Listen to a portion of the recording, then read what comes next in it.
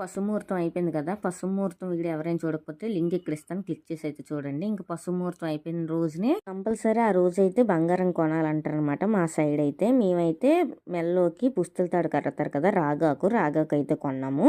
బంగారాన్ని కొనడానికి కూడానా ఒకరు ఇద్దరు అయితే వెళ్ళము. 5గురు గాని 9 గాని ముత్తైదువులు వెళ్ళి కొంటారనమాట.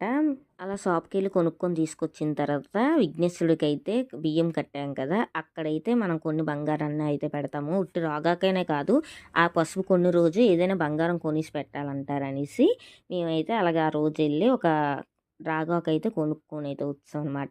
పసుముహూర్తం కట్టగాన పెళ్ళికి నెల రోజులు ఉంటుండగా పడుతుంది. ఒక్కొక్కరికి అయితే 3 నెలలు 5 నెలలు కూడా పడతాయి. మాకైతే నెల రోజుల ముందు అయితే పడింది. మేమైతే పెళ్లి పనులు అయితే స్టార్ట్ చేసేస్తాం అనమాట. విఘ్నేశ్వరుడు బియ్యం కట్టేసిన తర్వాత బంగారం కొనేసాం కదా, ఇప్పుడైతే మేమైతే పెళ్లి కార్డులకి అయితే ఆర్డర్ అయితే ఇవ్వడానికి వెళ్ళాం అనమాట. ఆర్డర్ ఇచ్చేసిన తర్వాత కార్డులు కూడా వచ్చాయి. దాని గురించి నెక్స్ట్ వీడియో చెప్తాం. వీడియోని లైక్ చేసి